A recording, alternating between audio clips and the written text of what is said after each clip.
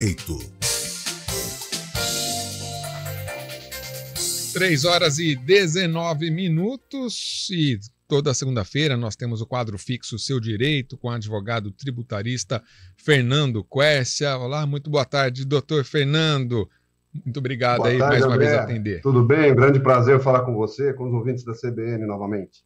Tudo jóia por aqui, doutor Fernando Quercia. Hoje nosso assunto são as mudanças na legislação tributária com o retorno do voto de qualidade no CARF. Agora, existe algum aspecto positivo nessa mudança, doutor? Pois é, André, nós já falamos um pouco aqui, né, em outra ocasião, sobre essa questão do voto de qualidade.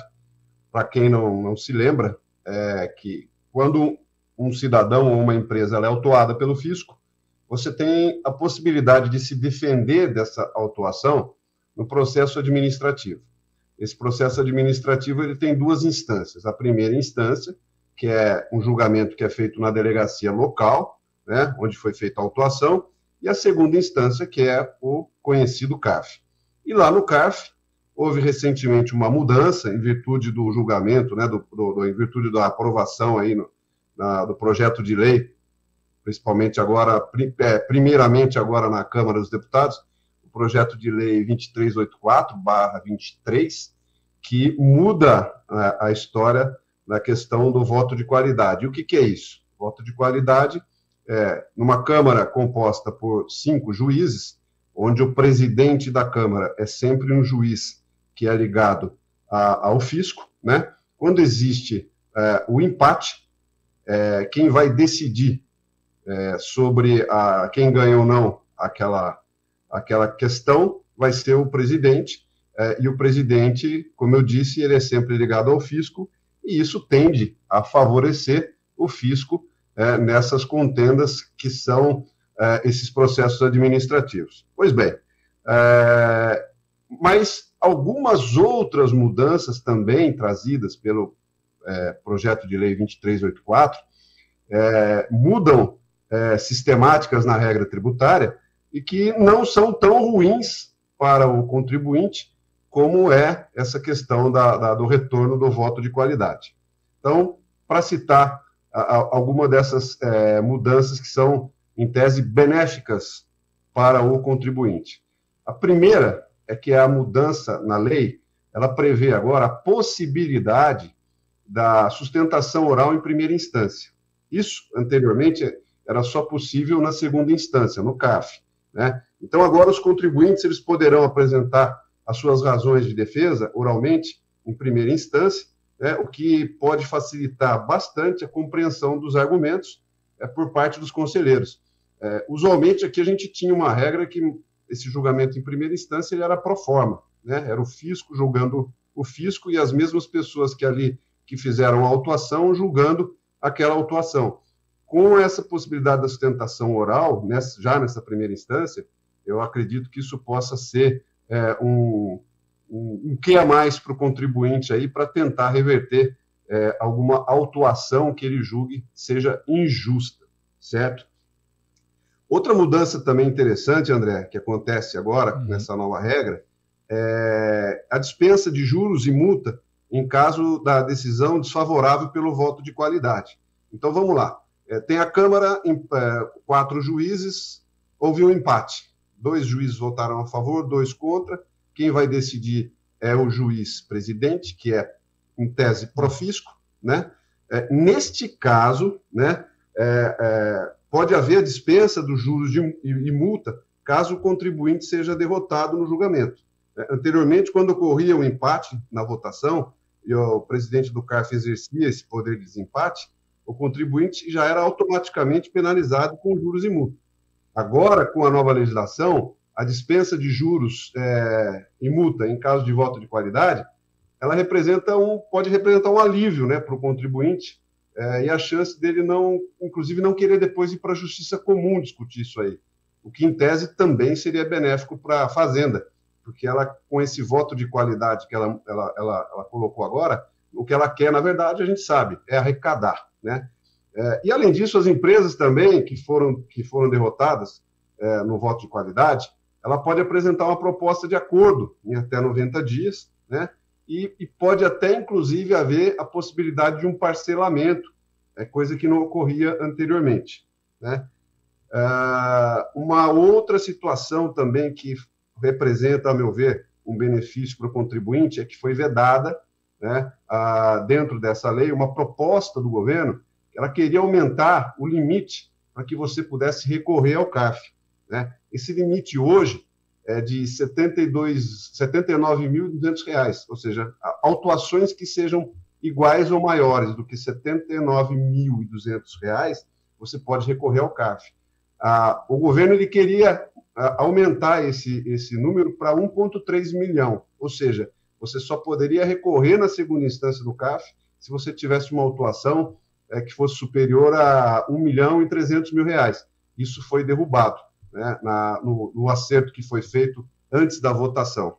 E, para finalizar, né, esses itens que eu considero que, na mudança da lei, acabaram sendo benéficos para o contribuinte, tem a questão da discussão no judiciário. Quando o contribuinte perde a discussão administrativa no CARF, ele ainda pode acionar o judiciário para tentar reverter a autuação fiscal. Uma das mudanças benéficas ao contribuinte é a possibilidade de negociar sobre o tipo de garantia para suspender a exigibilidade do crédito. Anteriormente a essa lei, na maioria das vezes, se exigia que o contribuinte ele colocasse o valor da autuação, depositasse em dinheiro para poder discutir. Com essa nova lei agora, ele vai poder utilizar outras possibilidades de garantia, como seguro-garantia, carta de fiança, e outras modalidades que são menos onerosas, né, desde que elas sejam suficientes para resguardar o crédito tributário. Essa flexibilização, ela possibilita ao contribuinte a escolher a melhor opção que se adeque melhor à sua realidade financeira. Então, veja, muito embora a principal mudança, que foi a questão do retorno de voto-qualidade, que, ao meu ver, é extremamente prejudicial para essa balança da justiça, uma vez que quem vai desempatar as questões importantes será sempre um juiz que é pró-fisco, muito embora tenha havido essa mudança, que, ao meu ver, é um retrocesso. Dentro da lei foram negociadas algumas mudanças que acabam sendo benéficas, né, ou como, eu diria que servem como um alento, né, para o contribuinte quando ele tiver que recorrer a esse processo administrativo aí, tendo em vista ter sofrido, pessoa física ou jurídica, ter sofrido algum tipo de autuação da Receita Federal. É até o termo que eu ia falar, né, com o senhor com relação a isso. Dentro daquele pacotinho de maldade sempre existe uma balinha doce, né, porque eu estava até pegando informações aqui, desde a vigência da MP, 4,8% dos casos foram resolvidos com o voto duplo da Fazenda, sendo que desses, quase 95% foram desempatados a favor do fisco. Né? Então, aquela, né, naquela pesquisa aleatória, 1 ou 2 são os premiados, entre aspas, assim, e acabam ganhando. O restante recorre, mas sem chance. Você veja que o próprio ministro da Economia, né, ele colocou, quando houve essa votação inicial da medida provisória no Congresso, né, na Câmara dos Deputados, agora ela está no Senado, mas o próprio ministro, na época, ele colocou isso aí como um dos patamares que eles precisavam atingir para recuperar a arrecadação do Estado, ou seja, você está colocando dentro de um julgamento, né, dentro do que deveria ser onde deveria haver a balança da justiça, onde ela não pende para nenhum lado, você está colocando o peso de que, em caso de empate, o desempate será feito por uma pessoa que é um juiz cuja ligação é diretamente com o fisco. E aí o resultado que você disse, você acabou de citar aí, o que já está ocorrendo no dia a dia, né, nos processos administrativos. Então, o governo ele enxerga isso realmente como uma forma de arrecadação, quando, na verdade, isso deveria ser uma forma de se fazer justiça. Exatamente. Né? Então, isso ao meu ver, é o que eu chamo. É por isso que eu falei que eu acho que isso é um retrocesso muito grande, né, para a legislação tributária brasileira. E ainda fica aquela questão, né, das vozes, quem são as vozes que podem gritar para que isso seja alterado novamente. Não existe, ou se existem, elas não são ouvidas por aqueles que deveriam ouvir. Né, doutor Fernando? Né? Exatamente. E essas mudanças que eu citei aí, as mudanças em tese benéficas, né, elas foram...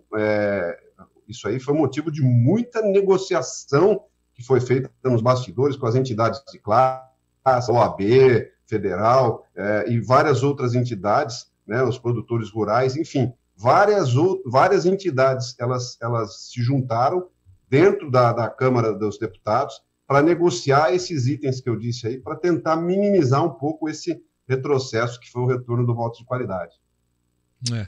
Vamos seguir acompanhando também essa situação, né? Vendo se há uma possibilidade aí de mudança ao longo do ano.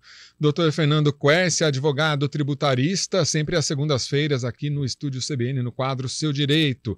Doutor Fernando, mais uma vez, muito obrigado. Uma ótima semana para o senhor.